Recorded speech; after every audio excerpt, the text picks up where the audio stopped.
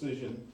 So if you're here tonight and you have an agenda item, whether we say yes or no, you should follow up and go to the next council meeting, which is tomorrow at 7, I believe? No, 1 o'clock, okay, so it's a noon. So please follow up and go and say discuss your situation.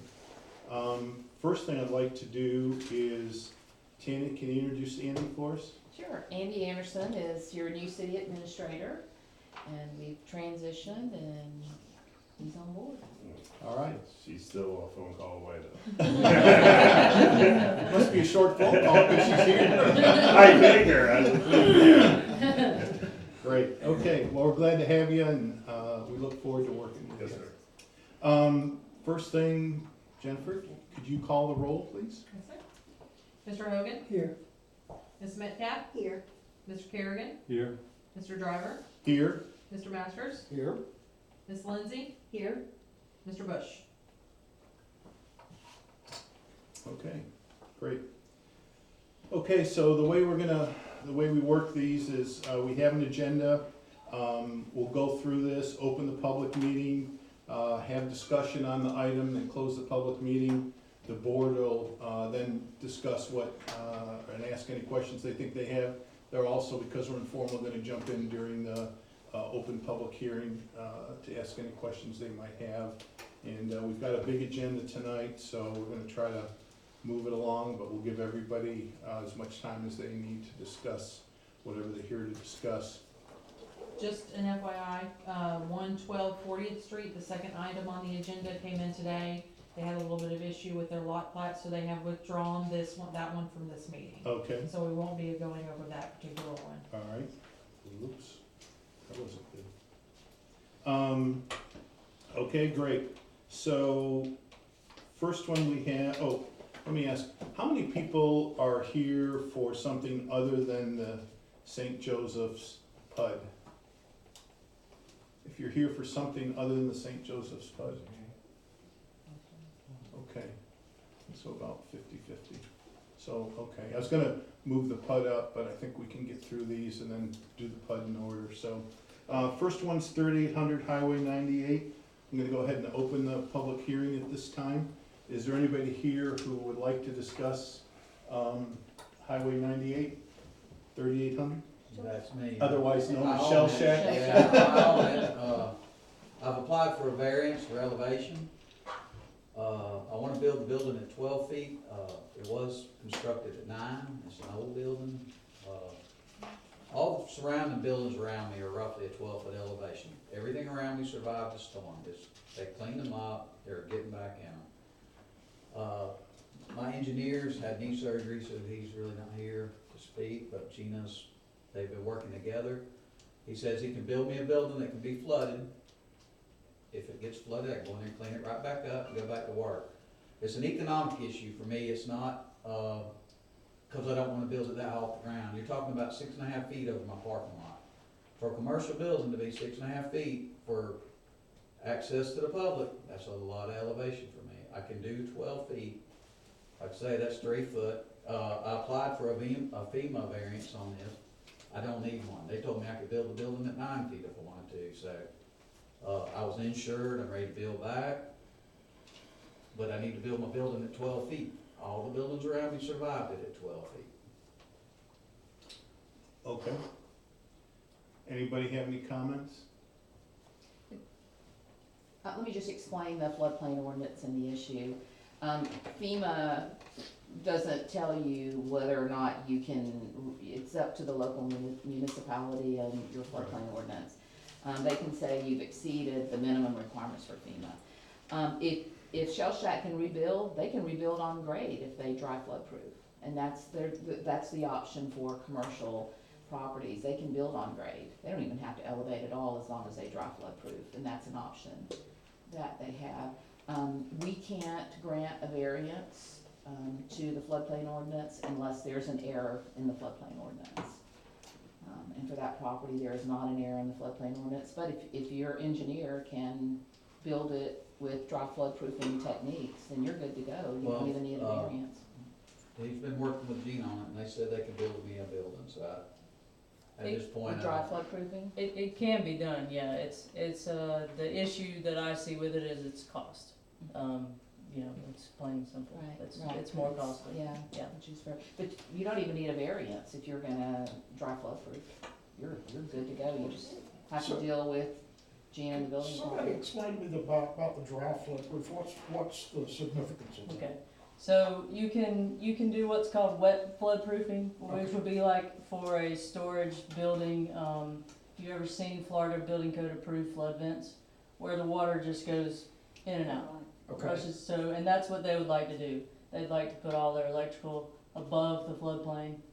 When the water comes in, floods, comes out, you pressure wash it and you're back in business. okay. Florida Building Code does not allow for that for commercial occupied structures. But they do allow for the dry flood proofing, and that's, you basically are designing the opposite of a boat. You know, boat has to float. Well, this would have to resist the buoyant forces, associated with the flood. So it would resist the force that would be trying to float it, so that the structure wouldn't float away during the event of a flooding event. What is the expense of doing that? I don't know exactly, we've not done much of this around. Lance is an engineer, I'm an engineer, we've been working here for a long time, and neither one of us have ever designed anything like this. Tom Driggers has, and that's their engineer, I talked to him last week about it, but he wasn't sure until you get it fully designed, what that added expense is gonna be. I know there's doors that you have to put in front of any of your exterior doors, any of your exterior windows that are below base flood have to be, it's basically almost like a vault door in a bank. I mean, it's a pretty substantial structure. Then the structure itself has to resist the flood forces, just like, you have to resist the wind forces. So you have a whole nother set of requirements. There's also an operations manual that has to go along with this that says, this is what we're gonna do when a hurricane's coming. And that's part of the process. There's some valving on the plumbing, on the inlet and the outlet side of that. It's a substantial design that's in addition to anything else. But if he does not decide to build like that, the city has rule in place now that says he can't do that, right?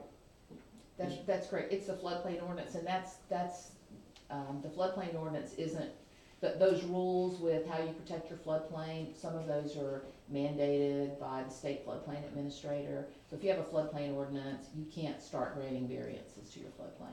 Because the whole purpose of the floodplain ordinance is to protect the floodplain. But one thing that, I mean, you guys could probably, I'm not an engineer, but you might be able, George, to go to the elevation that you want and reduce the cost for the dry flood proofing.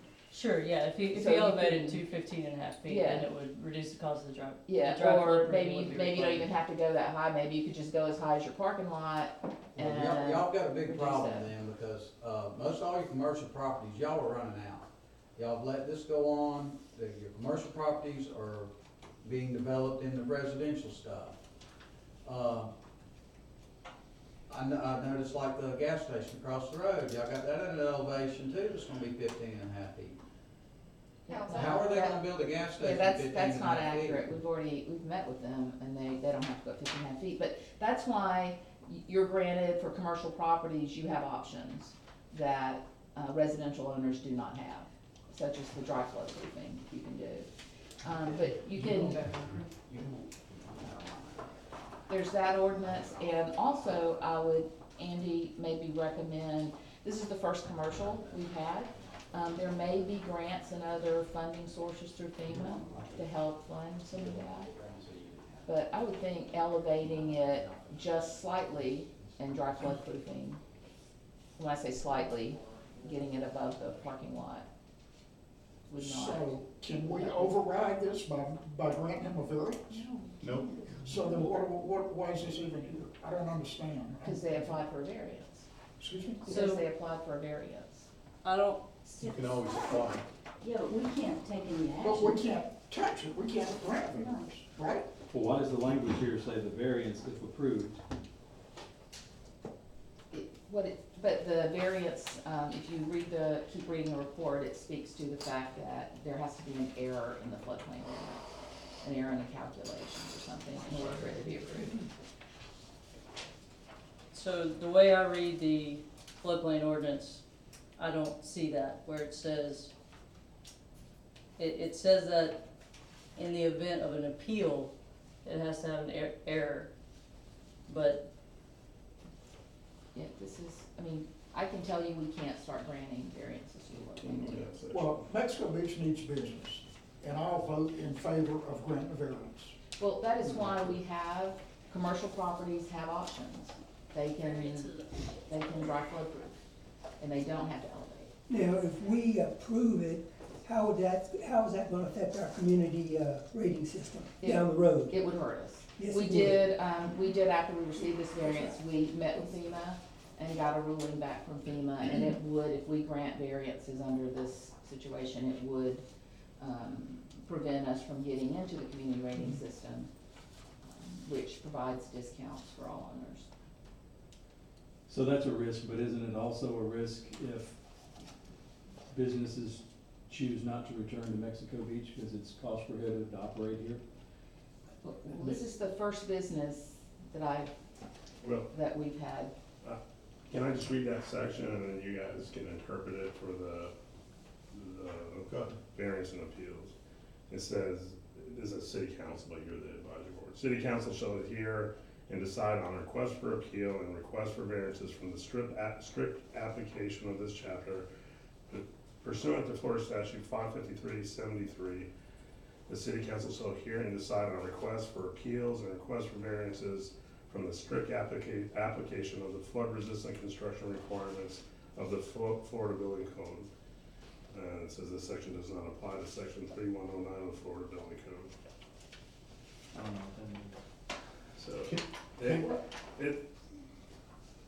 So, and then after that, there's an appeal process too, so it says that city council shall hear requests to deviate from the strict application of this ordinance. Shall at your request. Shall, once they make an application, you shall hear and make that determination whether you want to vary from the strict application of the floodplain Strict ordinance. application. Well, guys, I want this guy in business. So We then, need every single business we got in the city or bend over backwards putting in a business. so that means that the, council can listen to an appeal if we cannot assist? Is that what I'm hearing? Regardless, it's gonna go to city council, so Well, I understand. Right, you guys can hear tonight and determine whether you wanna vary from the application of the floodplain ordinance and recommend granting a variance to the floodplain Yeah, code. I'm confused because I'm hearing that we can't do it, and I'm hearing that, Tanya's kinda right, under the appeals process, somebody can appeal if there is an error or omission made by the floodplain manager, which is the city administrator.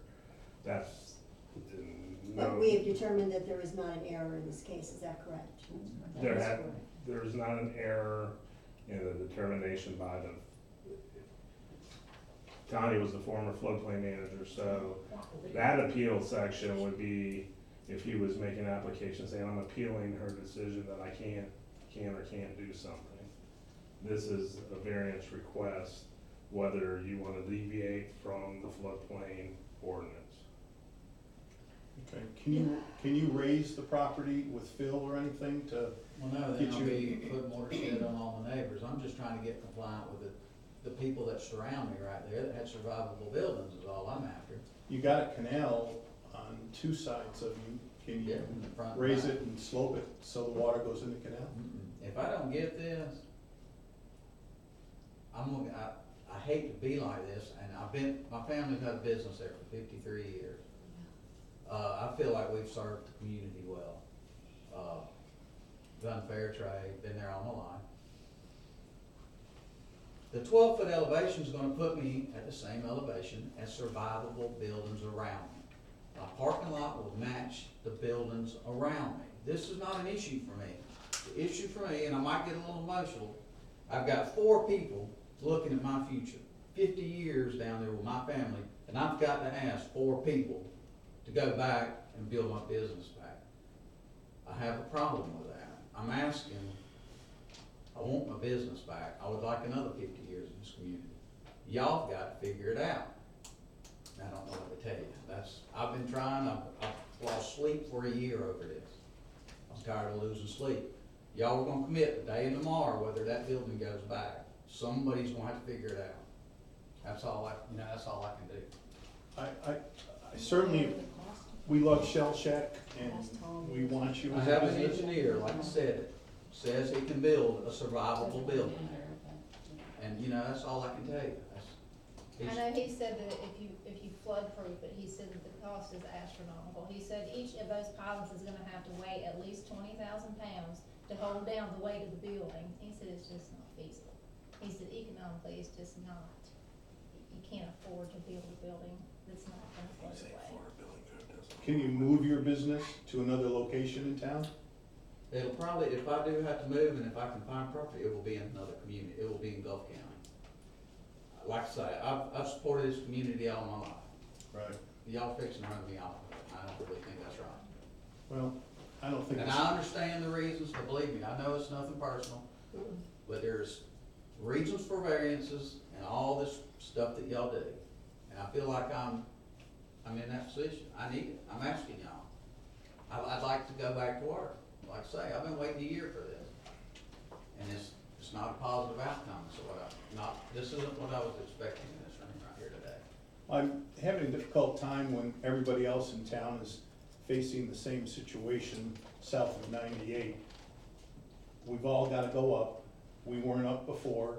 There's more cost in going up. So 3 feet higher than what you wanna build doesn't seem cost prohibitive. That's 6.5 feet over where I'm at. Okay. I'm not gonna put an elevator in for general retail business. Well, I can't you're do 9 on your lot and you wanna go to 12. 9, 10, 11, 12, that's 3. Right, I wanted to elevate 3. All you need is 3 more, 13, 14, 15. You You're need right. 3 more feet. So I don't see that that's cost prohibitive or, certainly, I don't know anything about the construction on dry, wet or anything, but 3 more feet, when you're putting in piles, doesn't seem like it's cost prohibitive. Okay. So, I get it. I also want to understand sort of the big picture for this community. We've heard from our consultant that we're an unhealthy balance of 95% residential to 5% commercial. That's not our decision, we know that. If he chose not to return to business there, could he sell that general commercial lot and it become 3, 4, 5, 6 condos? I would think so. We'd have to approve it, but Rather didn't. Sounds like you would. we really need commercial, not residential. As Absolutely. we've talked about in And several of our meetings. I look at commercial slightly different than residential in the fact, I understand that people that are building residential homes have to go. But most of these homes aren't businesses. If they had to turn a profit, they wouldn't be rebuilding these homes. They might offset some of it with some vacation rental income, but they don't have to turn a profit at the end of the day. A business does. And they have a bottom line construction cost. How many shrimp and shells do you have to sell to return this service to the community? A lot. Yeah, for sure. Right. And that's why, again, if it's just a decision that's made from a book, then we're not needed for this. But I think we've got to look at how do we keep the 5% of commercial businesses that we have here and Yeah. take a hard look at that. Anything? With him. Okay. Gotta Alright. keep businesses in town. And Tanya, from your previous experience, we cannot approve a variance in the floodplain? Unless there is an error. If you do, then you put at risk the entire city, getting into the community rating system. And the discounts applying for all property owners. So you have to what does decide that- if you're gonna look out for the interest of the community as a whole or one owner. That's essentially what it boils down to. Well, there won't be a community if we don't have businesses. That's the other risk. I mean, I don't, this guy wants to put up a business and we're talking about something that may happen. I'm 100% behind him putting up a business. If he wants to put it at 6 feet, that's fine with me, I don't care. We need business, we need tax base. And in summer, he wants to put it at the same level as surrounding businesses, and That's fine with me. those business owners approve by these letters that are enclosed. The only problem I have is that that's why we are in the situation that we're in right now, is because we haven't adhered to the policies and the things that were in place. And so if we back off now, then there's, you know, the next time the storm hits, we're out in the cold, because we are not gonna be, When was the last time we had a storm like this? that doesn't matter. It does to me. Well, it matters to me because I believe that we have an opportunity, we have the things in place to move forward as a community to prevent the destruction that we suffered before. And so if we back down now, then This guy building a business that he supported the city with for so long is not gonna wave some magic wand and cause disaster in the area. He needs to be in business. but what Tanya has been trying to say is that if we don't adhere to what the requirements that have been set out for us in this floodplain ordinance, then that's gonna lose us the ability, let me go forward with this, cause I'm not sure, but that means that if there is another storm, that we would not be able to get the kind of relief that we have been able to get. You jeopardize your funding when you don't adhere to your own requirements and rules that prevent flooding. But the immediate issue would be with the community rating system. All Let property me- owners would lose the opportunity for discounts on flood insurance. And do we know that? And they On what you can just be said right there, significant. I have had no assistance from my property owner for FEMA. I've had no federal agency come there and help me clean up any debris, remove anything, or done anything for me. I've been on my own on that property. I've come down there and asked FEMA, you were here, and I'm not worried about federal government assistance. They have not given me any. And that's the difference between a commercial property and a residential, and that's where y'all's issue are to take precedent. But it affects the city as a whole. Right. I mean, we don't write the FEMA policies, you know, we just. No, I'm just saying, they give me no help, so I really don't care what FEMA does. Do we know for a fact that granting this variance affects insurance rating? Do we know that for a fact? We know that for a fact. I will tell you this, when we were in this program, we were pretty close to getting it approved, except for one person. They didn't comply, and that one person was me. Okay, so I said, okay, I'm not gonna do this to the city. I went ahead and paid a couple $1,000 to put flood vents in my garage. And that made us compliant overall. Unfortunately, the hurricane hit us at that point in time, so. But I rebuilt my garage with flood Sounds like. vents this time, so. Okay, But it is absolutely true that it will affect everybody in this town. So, you know, What kind of difference are you talking about if the city is not eligible for this floodplain program, which we have not had in the past, correct? That's correct, we've never been eligible, and now we are at a point where we can be where we are eligible. What is the difference in cost? I had those numbers and I provided it to the council. The FDM, the Florida Department of Emergency Management, has a quick guide out there, and it gives examples of the savings, the discount, if you remember the community rating system, and it's pretty significant. I can't give them to you off the top of my head.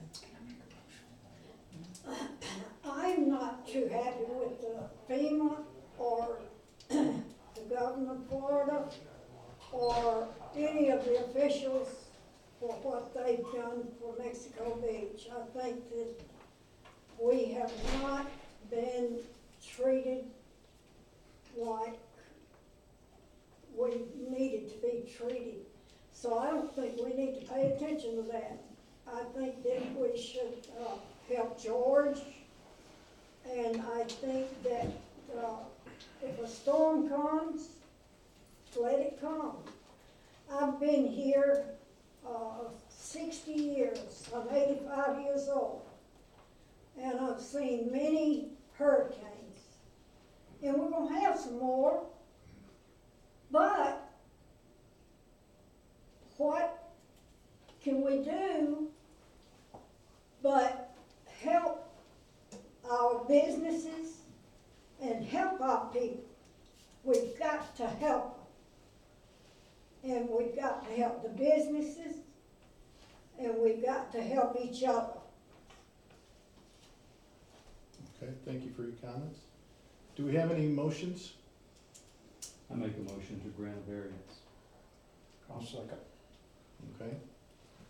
So we have a motion on the floor to grant the variance to lower the requirement of Shell Shack from 15 and a half to 12, I guess is what he was asking for. Jennifer, would you call the roll? Mr. Hogan? No. Ms. Metcalf? Yes. Mr. Kerrigan? Yes. Mr. Driver? No. Mr. Masters? Yes. Okay. 3-2, passes. Understand we're advisory only, so it goes to the council for the final decision. Okay, I didn't close the hearing, but I'm backing up and closing it, and we took a vote, so. All right. Next one was 112 40th Street, understand we're skipping that one? Okay. Next one is 116 37th Street. Gonna open the public hearing at this time. Do we have anybody representing 116 37th Street? Lance Watson, Southeastern Consulting Engineers. This is a 5-unit complex, residential complex, townhomes. And Unit A is actually involved in this, but it's on next month's agenda because they were a little late getting in. So on this request, and the site plans in the packet, and I've actually got some colored site plans if anybody wants to see them. What they're actually requesting, they've got 4 of the 5 units that are involved in this. They have their slabs left from their original footprint, and you can see on there, there's different hatches on the site plan. The original footprint is just a concrete hatch. And what we've done is taken the landwardmost unit, and they're requesting to extend landward 10 feet on the landwardmost unit, and everybody else kind of varies in depth because they're just getting in line with that 10 feet to line up the roof line, possibly line up the roof line. That's their buildable footprint if the variance is requested. And that actually leaves just over, right around 44.5 feet between the landward portion of the requested footprint and the north property line. The variance is not for the north setback though. What it's for is the side setbacks within this landward extension. So since these are lot line to lot line, which is typical for townhomes, there's 0 setback on every lot, but they have a party wall agreement that will be extended to cover the additional landward distance. And the same goes on the seaward side. You'll see they all have the same depth covered porch that was pre-existing. And then they have different depth ground level decks. And so what we're requesting on the seaward lots is just to rebuild the decks. Of course, they won't be on the ground anymore. They have to be raised, but they'll still be uncovered, minor structure, no roof over it. And the units B and C were together. They were 24 feet pre-existing. They're just requesting to build right back where they were in the same footprint.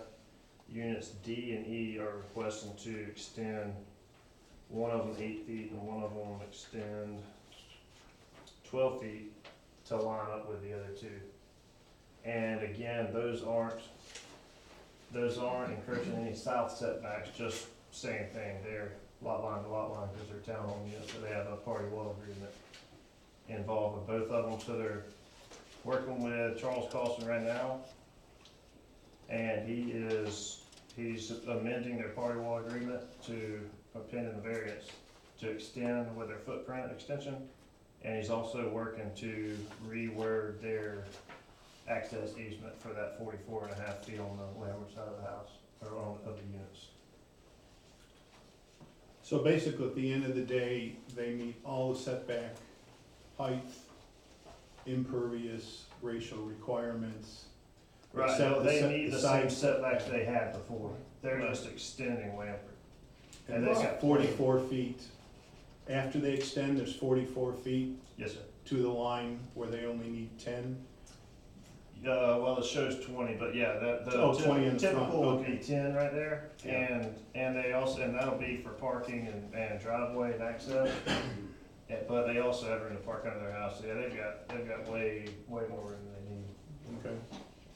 Okay. And Bill, I don't know if you were going down this path, but the footprint ordinance that the council passed to allow folks to do that, there's language in there that the city attorney put in there that if you're doing anything else, you have to, it's gonna require variance.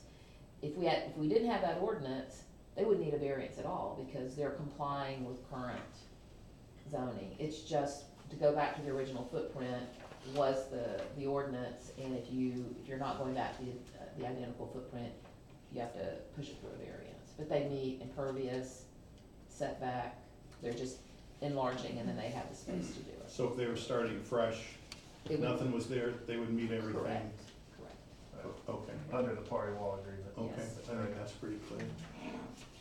Anybody else have any comments or questions? Okay, gonna close the public hearing. Do you have a motion? Make a motion to approve. Second. Have a second from Alex? Alright, Mr. Hogan, Yes. Ms. Metcalf, Yes. Mr. Kerrigan, Yes. Mr. Driver, Yes. Mr. Masters. Yes. Okay. Thanks for coming.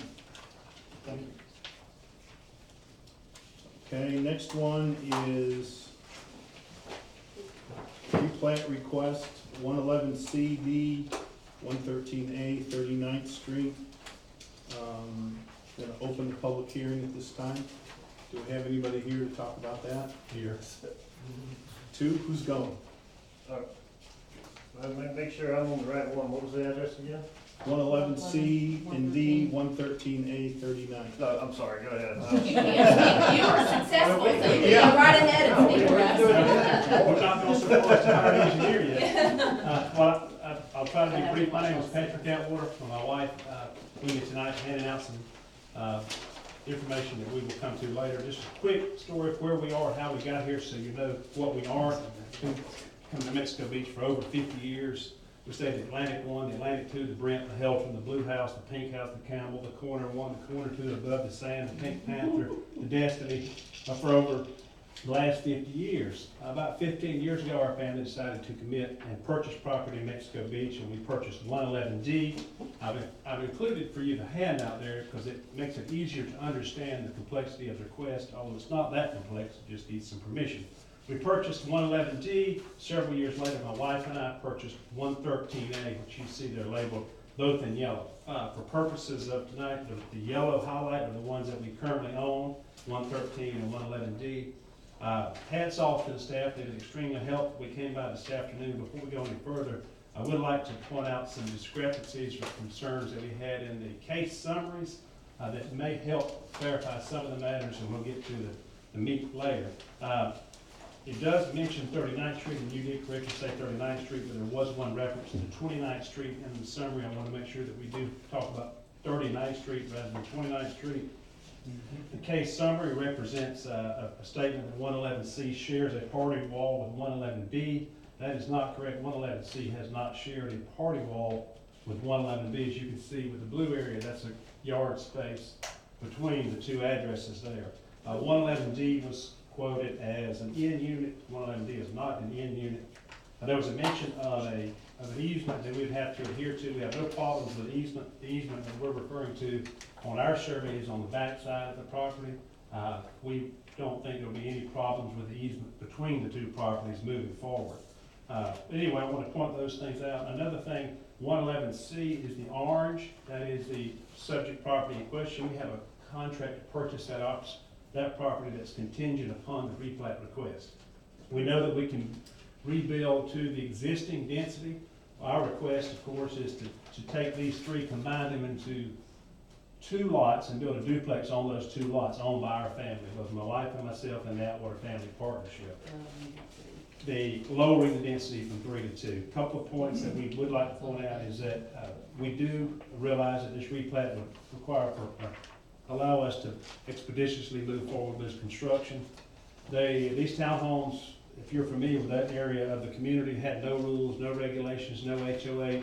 There's nothing governing how, it was a Wild West when they were built, so there's nothing governing how to go about building back. So we have an opportunity here to peel off these 3 and set aside. We do willingly and knowingly agree that we would follow all setbacks, both the sides. We do not want to encumber Simmonses and others to the south of us so that they could build. We plan on following all setbacks, both front, back, side. The actual structure that we're looking at building will be 8 feet smaller than the existing footprints that were there prior to. The existing footprints were 48 feet wide. This will only be 40 feet wide across the front.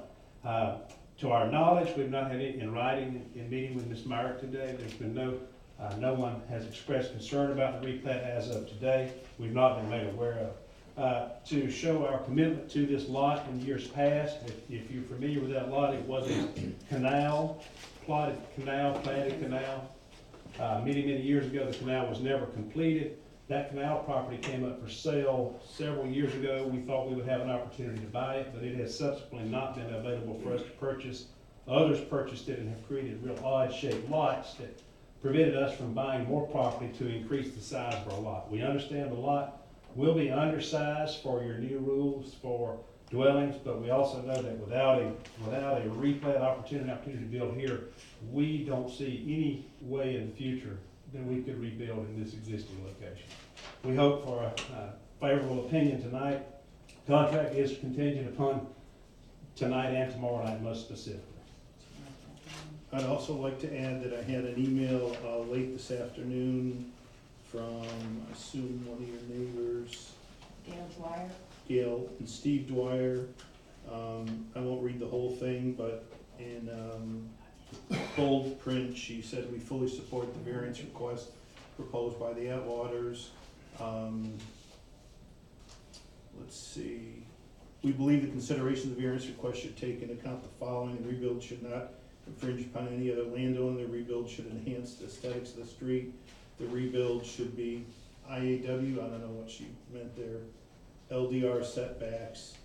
And she says no landowner will be impacted by the Atwaters building a duplex. Building a duplex as opposed to another row of small townhouses will definitely enhance the aesthetics of the street. The end of our street would, if this variance is approved, house a duplex, a triplex, and 2 single houses. And the rebuild will be within the required setbacks. Longtime residents. That's about it. Summary. Now, I gave the summary of how long we've been here, so you know we're just not someone flying by the seat of our pants trying to buy property, get it replatted, flip it, and make a profit. We have no intentions of doing that. We intend to rebuild and stay. So Bill, the issue, of course, the information I have came from the property appraiser site, so if there's different, the letters are different, I can just tell you what we pulled from that site. But the issue here isn't, Size. it's density. It's the Yeah. lot's not big enough to support 2 dwelling units. You can Right. put 1 dwelling unit on it. The comp plan allows for, regardless of the size of the lot, at least 1 dwelling unit. And that's part of what the council approved in their exemption ordinance, that everyone can build back to the same density on that lot. But when you start changing and combining lots, even combining those lots doesn't provide density for two. I did the math, and I used 41 feet as the front, because the architect didn't put that in there, and then 90 feet depth, less the setbacks of 30 feet, 20 in front, 10 in the back. So what I came up with was, at 8 per acre, you need 5,445 lot square footage. Looks like you're about 400 square feet short, which, put in perspective, is about the size, this is the lot size now, not the dwelling size, about the size of a two-car garage is 20 by 20, so they're 400 feet short of being able to meet the requirement for 8 per acre, the density, 8 per acre. They meet the pervious ratio, I did that calculation, they're well within that, just as information on this.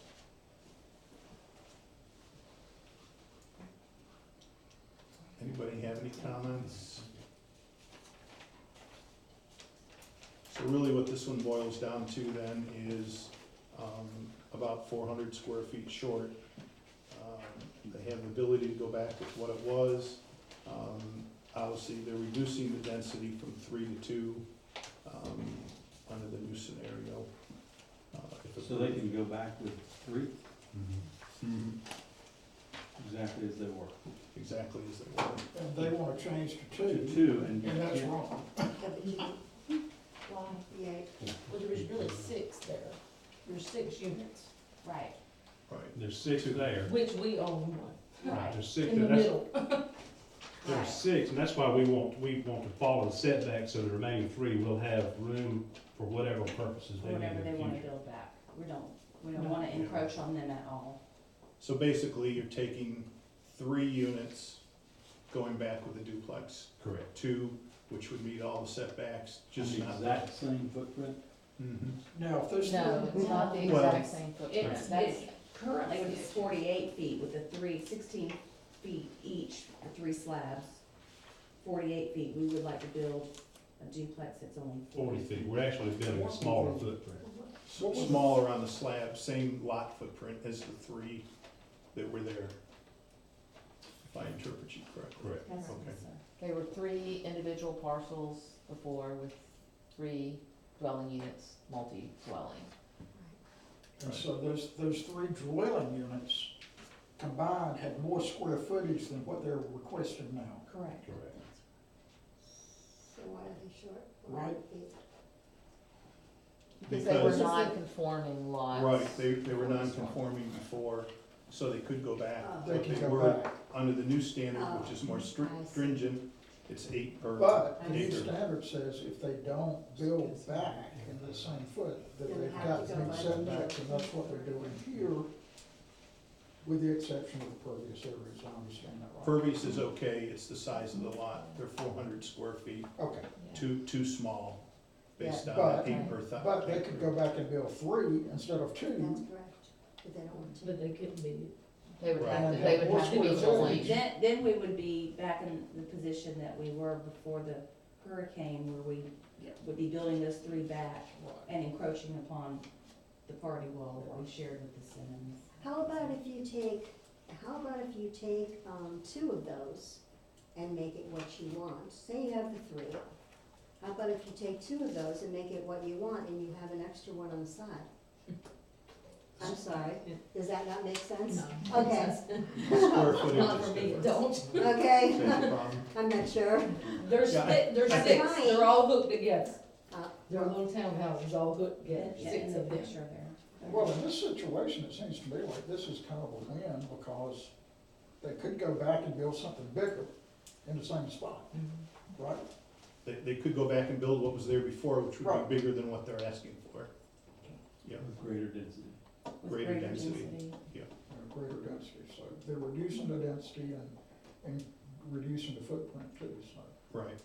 And the duplex will have rock solid, we're working with Mr. Costin, rock solid agreements for party walls and anything else in the Right. future. Okay. All right, any other comments on this one? Gonna close the hearing then. And does the board have any comments, questions? That's why we pay you the big bucks. Yeah, giving me a headache. Anybody have a motion?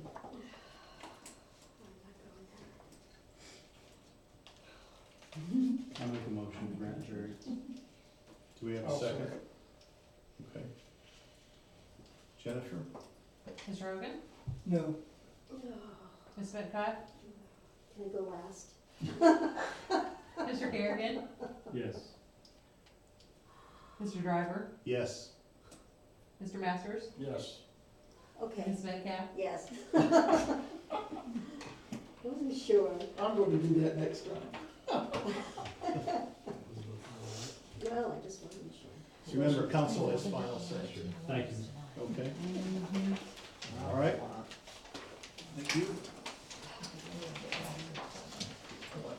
Next one, Mr. Corey. I got real help this time. Yeah, that's really good. Got it. So, Substitution. that's right. All right. So this parcel. Let me open the hearing first. Okay, I'm good. sorry. Need to open the hearing, keep it official. You're up. All right, so this parcel, and it's all in the package, the original plat has 3 lots, I'm sorry, 4 lots. You've got the north lot is lot 7, and you've got lot 8 and 9 that are two, there are 2 lots on the west side lining up with, perpendicular to the shoreline, and then you've got lot 10 that's up one big parcel. Just give us a minute to catch up. There's no tabs on the Yeah. huge packet that we have. Yeah. So, and this is kind of a 3-part deal here that may require 3 motions. Cause it's 2 replats, it's all one plat, so that's why I recommended you submit it this way. And, that's not up to you guys, but I would think that it would probably have the need for 3 different motions. One for, parcel A and B from lots 8 and 9, and then one from parcel C and D from lot 10. So we'll just start with lots 8 and 9 on the plat, on the original plat. So the proposed new configuration for lots 8 and 9 that are shoreline parallel would be proposed to have 2 shoreline perpendicular lots that are essentially 50-foot wide each. And they meet all the setbacks, they support the typical footprint you find along the coastline. And there's no issues with setbacks. We got the front setback on the Gulf side, the 10-foot rear setback on the landward side. On the interior lot, we got 2 7.5-foot side setbacks. And on the lot adjacent to 36th Street, we got a 7.5-foot east side setback and a 10-foot corner setback on the west property line. And this is something that we discussed in a previous meeting about that. And if my understanding is correct, at the end of the day, we're taking what was 13 dwellings and make it at 11. Right. What you're asking to do. Well, yeah, To so reduce the density. that's kind of the third portion to this. We brought it up as a conceptual, just to Right. discuss it and get a feel for it. Council told us they thought it had legs, make a formal application. Yeah. The Corey's had 13 units here, they had 2 duplexes, 2 quadplexes, and a single family, they're all got blown away. So we've been trying to figure out what's the best thing to do with it. When you guys approved a replat just like this on 33rd Street, we said, well, hey, that fits our box pretty well. So there's where the replats came from, this is exactly what got approved on 33rd Street. And then density wise, we had 13, well, how do we spread those out and make them work? And we went back to 11, with 1 triplex left where the Corey brothers could, build a triplex, the others being single family or duplex. So at the end of the day, all of them would meet the setbacks. Yes, they're all on the new setbacks, and you end up with two less density units, and it's just distributed differently than it was, but you end up with 2 less density units than what was there previously. Okay. So there's plat number 1, which is lot 8 and 9 replat. lot 10 replat, and then the assignment of the density per lot is the three portions to the request.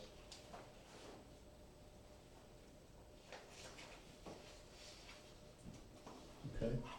Anybody have any comments? Close the hearing? Jack, do you have any something? Really my question is on the staff recommendation, and I've not been seeing these as recommendations. I'm used to them being, the staff recommends granting or denying, and these appear to be more like staff summaries. So can staff tell me if they recommend for or against? Here's what I would say on this, and we don't always provide a recommendation, it depends on the different variances. You just approved one to reduce density, but they're not you just approved one that reduces density, but they're not meeting current density. This one, they meet all setbacks, density, impervious. So they're basically just coming in here wanting to reshape and lessen the density, that's what they're doing. Correct. And they meet Yeah. all the other requirements in the LDR. And that's all I was looking for, just, read that way in the staff recommendation. And the neighbors are a pretty big fan of this, cause I mean, there were some potential wild, 13-unit massive structures that could've gone here, that they really are hoping you guys pass this, cause it kinda eliminates the chance of having some giant structure that a lot of them don't want. Anybody have a recommendation or a motion? I'll make a motion to approve. I'll second. Okay. Who was the second, I'm sorry? Me. And I think we can do these all in one. You can go back and get the exact, Okay. right lots and 8, 9, and AB and all that. Alright, Do it all at once. Mr. Hogan? Yes. Ms. Metcalf? Yes. Mr. Kerrigan? Yes. Mr. Driver? Yes, And Mr. Metzger? Yes. okay. Thank you, guys. Appreciate it. Fellas, time, sorry I'm so late tonight. You're right on time. No, I'm sorry y'all have to work so late, Well, thank y'all you. doing a good job. Oh, it's okay. Okay. The next one is the PUD concept recommendation. Yep. Who's here to talk about that?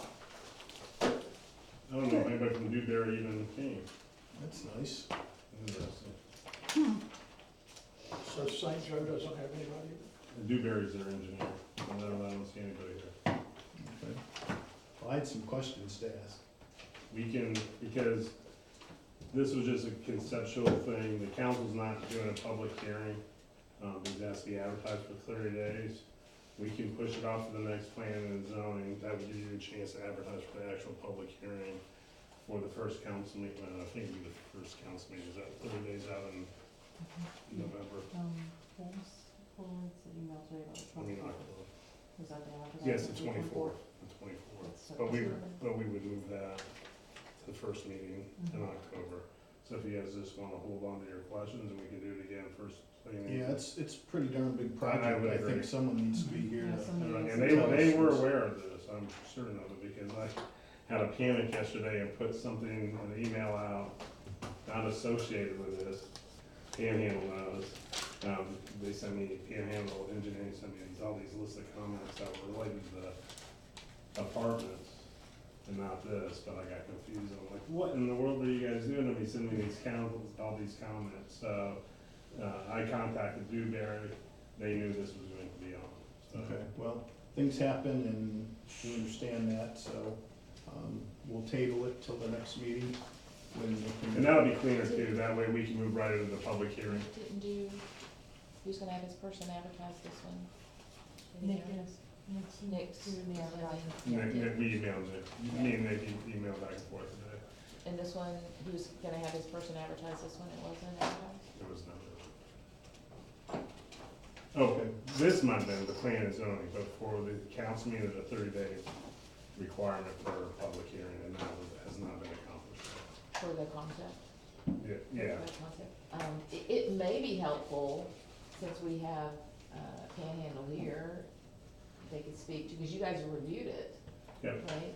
And could speak to, and provided back I don't know, just a suggestion to give you more information. I mean, if you guys wanna know kind of what their comments are and what you should look for in the next P and Z, they can give you a brief synopsis of what their comments back. I think I'd rather wait and just do it all at once. It's not fair for him to talk without them being here to respond, so. He's happy, he's smiling. So, that's okay, we'll table it Very and good. do it at the next one. Okay, And that's cleaner anyways. close that one. Next one we have, the council had passed down to us, to have us take a look at a minimum dwelling size requirement for Mexico Beach. If you recall, I checked with, Port St. Joe, Gulf County, Bay County, and none of them have a minimum dwelling size requirement. In the Florida regulations, there is a requirement saying how big a living room should be, or a bathroom, and how many bathroom and a bedroom and all that, and I don't know exactly what that square footage adds up to, but I'm thinking it's, Gina, do you wanna take a stab at what that square footage is? I think it's around 500. I don't know exactly, but yeah, it's less than 600, I believe. Okay, so, I think the reason this has come up is, we've had some questions about tiny houses.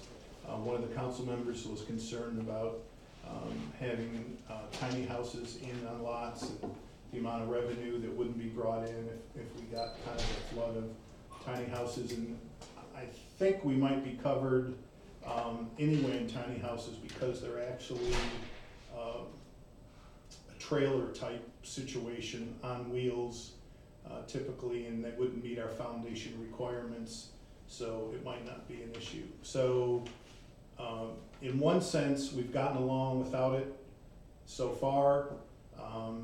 The other cities don't have it, doesn't seem to be a problem. In another sense, if we wanna get ahead of the curve, we need to lob a number back. My recollection was, about a year and a half ago, we went to the council with 700 or 650. 650, okay, as a minimum number, and the council at that time didn't wanna move forward, with it. So, that's what I know, and it's open for discussion. So what, if we say 650 and somebody wants to come in, build some apartments, there's apartments that is close to 650, would they be able to build a 600 square foot apartment? My understanding is, I would be thinking about, single-family freestanding That's what you're homes, talking about, not- just single family. not multifamily Right. homes that, you know, So they some of can- those are pretty nice, and they're 450, Right, Mhm. 500 square feet, Yeah. so. So what would be the difference between a 400 square foot apartment and a 400 square foot tiny home? Right. That's my. One of them's on Wheels. Well, Yeah, Well, wait a minute now, wait a minute. There are tiny houses that aren't on wheels. Yeah. Okay. Yeah, Yeah. and per the foundation ordinance for, any off-grade structures, they would have to be on a permanent foundation, but But they can. currently, there's nothing stopping somebody from bringing in a tiny home that's not on wheels. You can build a tiny You can home. build it. Stick build a tiny You home. stick build it, yeah. Well, let me give you all a little anecdotal story real quick about this. I have a friend of mine, I'm originally from Texas, a friend of mine that lives in Mission, Texas, which is a big snowbird community down on the border. Several years ago, about 4 or 5 years ago, developers came in and started building coach houses. Now, have you ever heard of a coach house?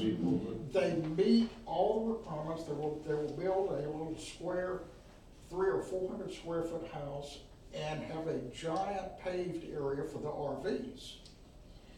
What happened, these neighborhoods, and there was no ordinances or nothing to prevent them. Neighborhoods down there, very nice neighborhoods, suddenly started filling up with coach houses. So the city had to come back and pretty much ordinance this stuff out. And it created a big problem with real estate sales down there, because somebody with a big house, suddenly they have a coach house on each side. Is that what is out, Panama City Beach, out by the park? There's some place called Venture Out. Has anybody ever been out there? That's a campground, it's been there for But- 50 years. But it's been there for a long time, but have you been there lately? Because they paved it all, and they're doing exactly what you've described. And I mean, Coach they are right on top of each other with the concrete in between. There's like no, And I'm telling you, Permeable you see surface. these places in person, you go, no. oh yeah, no. I mean, it's scary. And they're built very nice. I mean, Yes. $79,000 gets you a coach house, right? Granite countertops and, stainless appliance, the whole deal. But they're 300 square feet with this gigantic parking And lot for an yes, RV. exactly. There's no permeable surface in that area. 'Cause I remember when they first started building it, and it wasn't too bad, and it was like an RV park.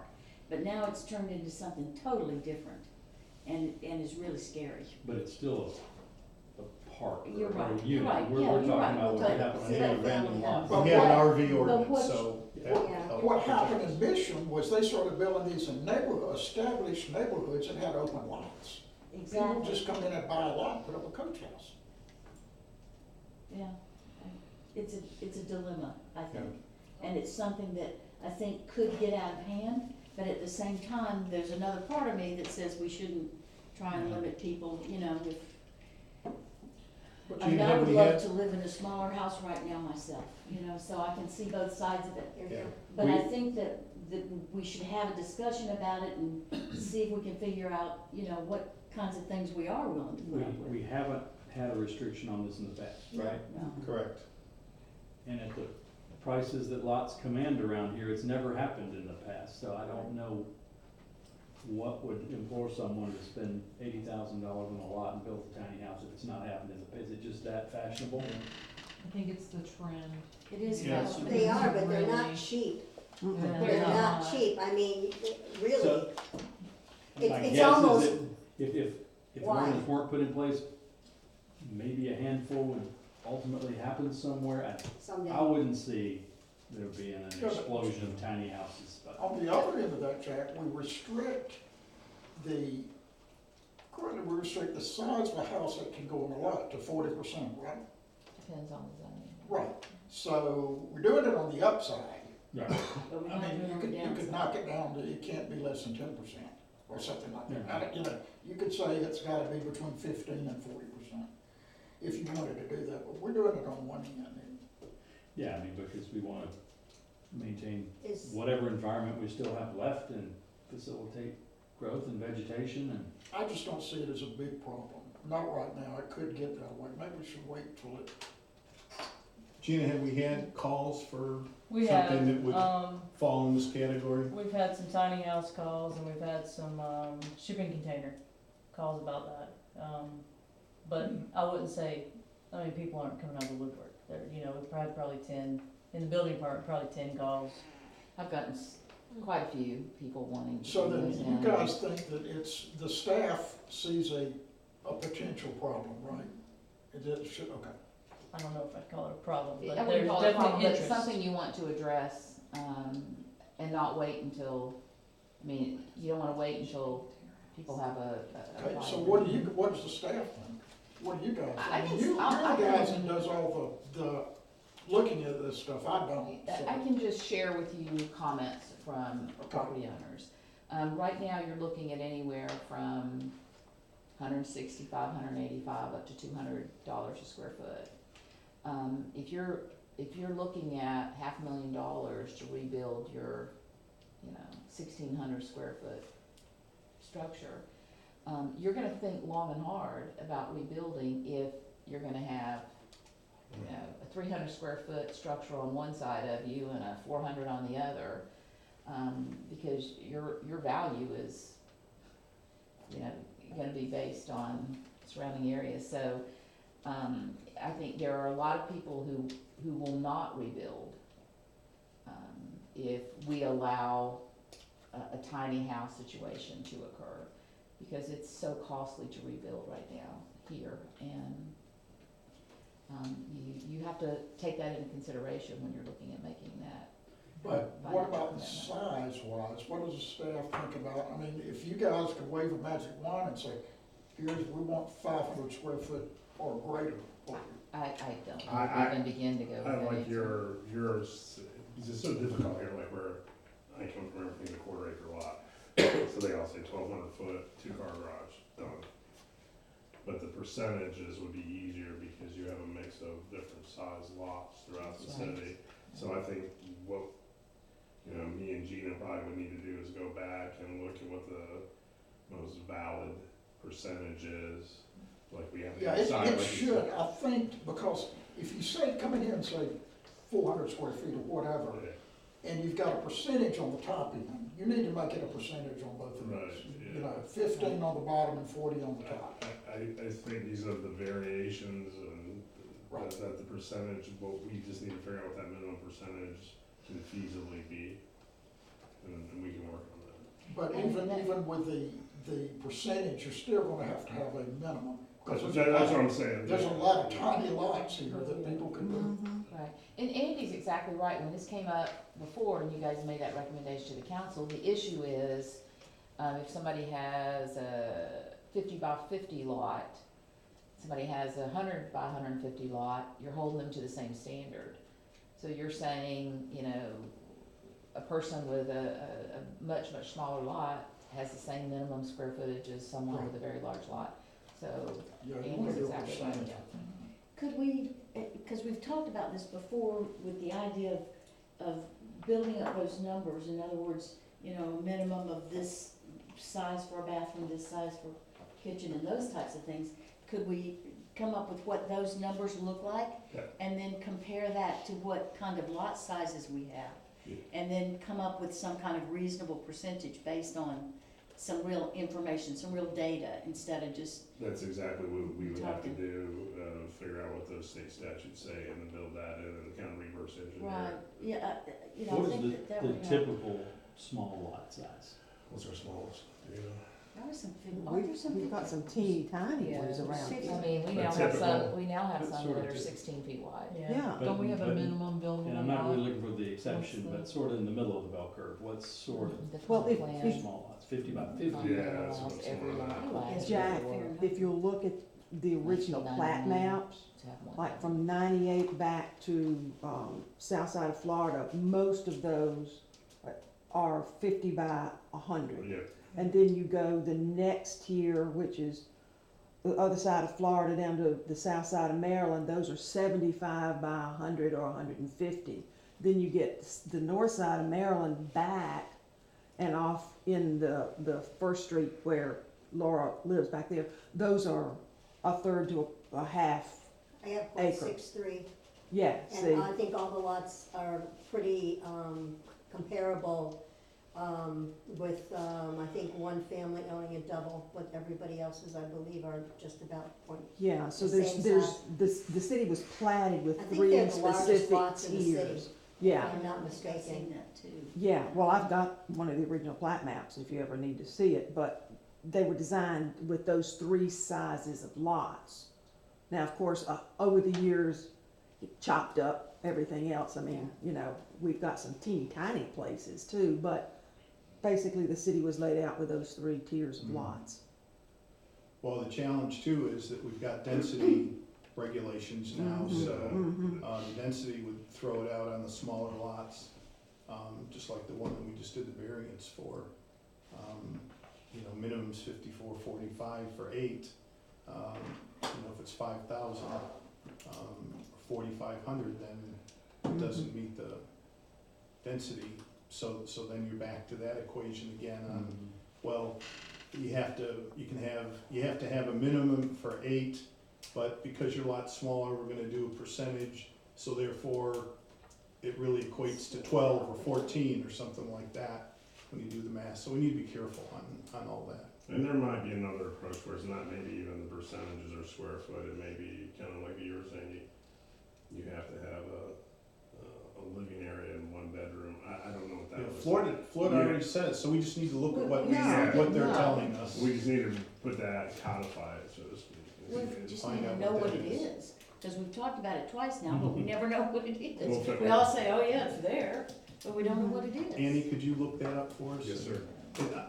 My understanding is it isn't written, when I've called all those 3 building departments, none of them knew what the number was, they just knew it was Florida regulation and it gave the particular sizes of what it had to be, so evidently the Florida regulation doesn't have a square footage minimum, just but it must add up to something, so we Yeah, can take a well, look. At least we And, know. It's not, and I've looked at, it's not straightforward No. in the building Really? code. It doesn't Maybe- say, your kitchen has to be this, your, Right. it But maybe almost, we can use it that leaves as it our up to base. interpretation. Yeah, yeah. Yeah. Of course. All right, But that's, I'll just add this too, you know, they went through this in where I'm from and the communities around, and tiny homes, by the time you do water, sewer, and all the wind mitigation that you require, I think ours is 130 here, right? 140. 140. It becomes, it doesn't become cost feasible to even build them at some point, so. But for a lot, some of the people I've talked to, they're second owners, they have their Yeah. lot, they didn't have insurance, or they did, but they don't wanna rebuild at this point in their life, but they want a place to come here. Sure. So it's not really about money. Yeah, It's yeah, about, that's I just true, need a yeah. small place to come to on the weekends when I'm fishing. and you won't let me put an RV there until I have a full permit, Yeah, right? so it's not really about, I'm staying in a camp until my wife finds a house, and I'll tell you what, I remember living in a tiny home, I can't barely live in that. A lot of those tiny homes have more space than some of those yachts do, so Yeah. that's one way to look at it. Okay, any other comments on that? Any miscellaneous items No, sir. anybody needs to talk about? Glad to have you on board, Amy, looking Thank you, forward sir. to working with you. Let me encourage everyone to go to the open house tomorrow night, 6 to 8 o'clock. They had it today. Tanya's been there all day. And there's a lot of information that everybody needs to see and to weigh in on. So spread the word, grab your neighbor and go. It's at the St. Joe Firehouse back on Alabama, 6 to 8 Central Time. Stormwater? Stormwater and green space. There are a lot of plans that are concepts, they're trying to get people's input, so please tell all your people. And who? to go. The St. Joe Company or who? No. So, City. Okay. The city is partnering with 10 agencies, state and federal, to perhaps go in together and maybe do these plans. It's concept right now, but they want the public to have input. And if There- you there can't was- make it, and I can't, I have a meeting in Panama City tonight, is there another place to look at it? we'll put them on the website after the public hearing. There's a possibility for getting some grant funds to fund these projects. The Army Corps of Engineers was Yeah, agreed to 10 million. yeah, we just really. we all set? Anybody have anything else? Okay, meeting, And I'll vote for it. have a motion to adjourn the meeting? Motion. Second. Second, all in favor? Yes. Okay, thanks, Jan. I'm moving it on one side. Okay, the overtime pay is nice. No? That's not quite the way it works. Open and I'll have no more solid. I do need to-